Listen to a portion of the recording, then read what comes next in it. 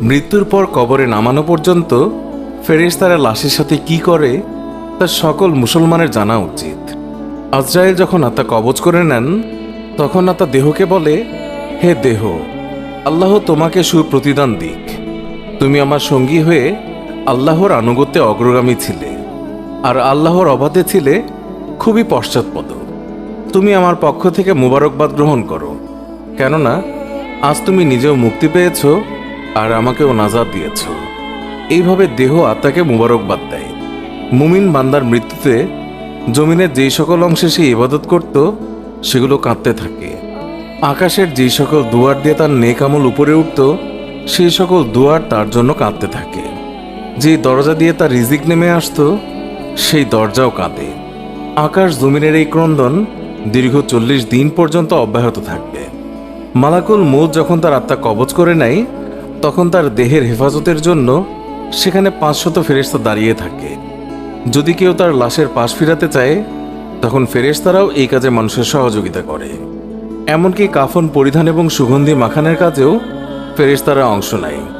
লাশের সম্মানার্থে ফেরেশতারা 2 সারি করে ঘর থেকে কবর পর্যন্ত দাঁড়িয়ে যায়।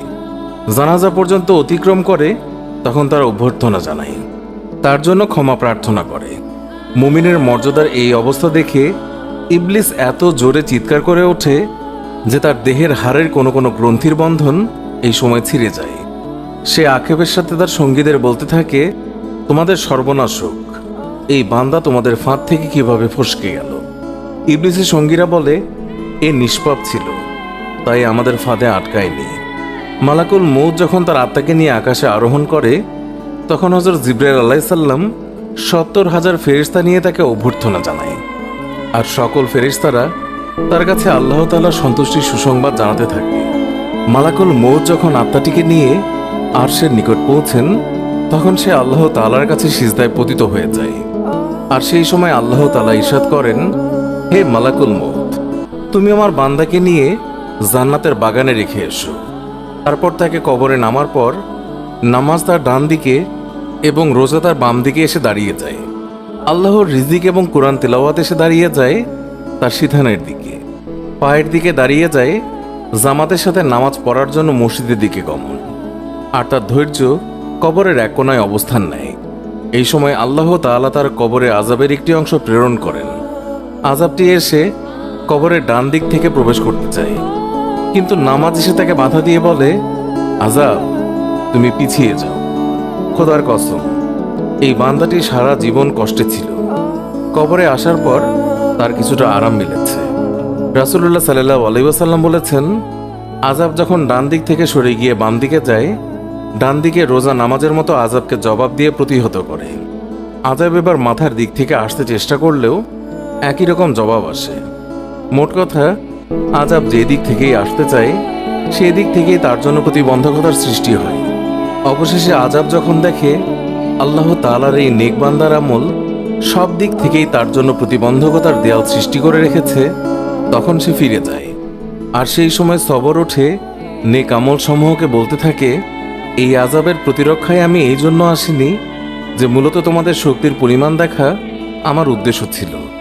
আমি যদি তাকে প্রতিহত করতে ব্যর্থ হতাম তাহলে আমি অবশ্যই এসে এই বান্দাকে আযাব থেকে রক্ষা করতাম। তোমরাই যখন যথেষ্ট হয়ে দাঁড়ালে তখন আমি এই বান্দার জন্য অতিরিক্ত সঞ্চয় হয়ে রয়ে গেলাম। পুলসিরাত আর মিজানে আমি তার কাজে আসব। এরপর এই বান্দার কাছে 2 জন ফেরেশতা আসে যাদের চোখ নীল বর্ণের, আওয়াজ ভয়ঙ্কর, গরুর শিঙের ন্যায় দাঁত এবং তার শ্বাসের সাথে নাসা রন্ধ্র দিয়ে অগ্নিশিখা বের হয়। ফেরেশতাদ্বয়ের উভয়ের কাঁধের মধ্যবর্তী স্থান খুবই প্রশস্ত। তারা মুমিন বান্দা ছাড়া কারো উপর দয়া করতে জানে না। 2 জন ফেরেশতাকেই মুনকার নাকির বলা হয়। এদের হাতে একটি হাতুড়ি থাকে।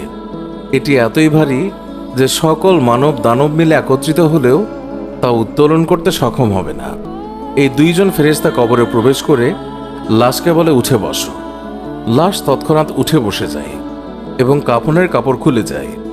ফেরেশতা তখন জিজ্ঞাসা করেন, তোমার প্রভু কে, তোমার ধর্ম কি এবং তোমার নবী কে? এর জবাবে সে বলে, আমার রব হলেন আল্লাহ তাআলা, যার কোনো অংশীদার নেই। আমার ধর্ম ইসলাম, আর হযরত মুহাম্মদ সাল্লাল্লাহু আলাইহি ওয়াসাল্লাম হলেন আমার নবী। তারপর আর কোনো নবীর আগমন হবে না। ফেরেশতারা জবাব শুনে বলল, তুমি সত্য বলেছ। অতঃপর কবরকে চারিদিক থেকে প্রশস্ত করে বলেন, তুমি উপরের দিকে একটু তাকিয়ে দেখো। সে উপরে তাকায়। তখন আকাশে শেষ সীমানা পর্যন্ত তার চোখের সামনে ভেসে ওঠে। ফেরেশতারা বলেন, হে আল্লাহর বন্ধু, এটা তোমার আবাসস্থলের ঠিকানা। আল্লাহর আনুগত্যের বিনিময়ে তুমি এটা পেয়েছ। বর্ণনার এই পর্যায়ে এসে রাসূলুল্লাহ সাল্লাল্লাহু আলাইহি ওয়াসাল্লাম বলেন, এই সত্তার কসম যার মুঠোয় আমার প্রাণ। মুমিন বান্দার তখন এতই আনন্দ অনুভূত হয় যা কখনো শেষ হবার নয়। অতঃপর ওই বান্দাকে আবার নির্দেশ দিয়ে বলা হয় যে তুমি নিচের দিকে দেখো। নিচের দিকে যখন সে তাকায় তখন সে দোজখের শেষ সীমানা পর্যন্ত তার দৃষ্টির গোচরে চলে আসে। ফেরেশতা তখন তাকে বলে, হে আল্লাহর প্রিয় পাত্র, এই ভয়ানক নরক থেকে তুমি নাজাত পেয়েছ। রাসূলুল্লাহ সাল্লাল্লাহু আলাইহি ওয়াসাল্লাম ইরশাদ করেছেন, ওই বান্দার এই সময় এমন পুলক হয় যা কখনো সমাপ্ত হবার নয়। অতঃপর স্বর্গের ৭৭টি দরজা তার জন্য উন্মুক্ত করে দেয়া হয়। এইসব দুয়ার দিয়ে জান্নাতের সৌরভ এবং সুশীতল সমীরণ তার কবরে পৌঁছাতে থাকে এবং ততদিন পৌঁছাবে যতদিন সে কবরে থাকবে। রাসূলুল্লাহ সাল্লাল্লাহু আলাইহি ওয়াসাল্লাম আলোচনার ধারাবাহিকতা অব্যাহত রেখে বলেন, এরপর আল্লাহ তাআলা মালাকুল মউতকে নির্দেশ দিয়ে বলেন, তুমি আমার দুশমনের নিকট যাও এবং তাকে আমার কাছে নিয়ে এসো। আমি প্রাচুর্যের সাথে তাকে রুজি দিয়েছি, সীমাহীন নিয়ামতের বাড়িপাত করেছি তার উপর, কিন্তু সে আমার সাথে শুধু অবাধ্যতাই করে ফিরেছে। এবার এই দুশমনকে আমার সামনে হাজির করো। মালাকুল মউত আল্লাহর নির্দেশ পেয়ে এমন কদাকার বেশে ওই বান্দার নিকট আগমন করে যে কেউ কোনোদিন এমন ভয়ঙ্কর আকৃতি দেখেনি। তার 12টি চোখ থাকে। তার কাছে এমন একটি লৌহ শলাকা থাকে যার শাখা ও কাঁটা বিশিষ্ট। মালাকুল মউতের সাথে আরও 5 জন ফেরেশতা থাকে। এদের প্রত্যেকের সাথেই থাকে জাহান্নাম থেকে নিয়ে আসা আগুনের চাবুক। মালাকুল মউত অবাধ্য বান্দাকে চাবুক দিয়ে এমনভাবে আঘাত করে যে প্রতিটি কাঁটা তার সারা শরীরের দেহতন্ত্রের মূলে গিয়ে বিদ্ধ হয়ে যায়। অতঃপর সেটি পাকিয়ে টেনে বের করে এবং তার পায়ের নখের তলদেশ থেকে পর্যন্ত আত্মাকে বের করে নিয়ে আসে। তারপর সেই লৌহ শলাকাটি তার উভয়ের পায়ের গোড়ালিতে ঢুকিয়ে দেওয়া হয়। তখন আল্লাহর এই দুশমনের এতই কষ্ট হয় যে বেদনায় সে কাতরাতে থাকে।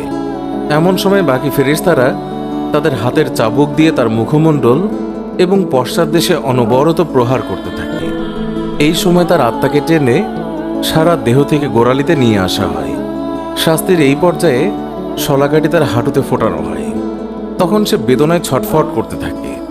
এমন সময় ফেরেশতারা আবার আগুনের চাবুক দিয়ে তার মুখ এবং নিতম্বে মারতে শুরু করে। হাঁটু থেকে শলাকাটি বের করে ঢুকানো হয় তার নিতম্ব দেশে।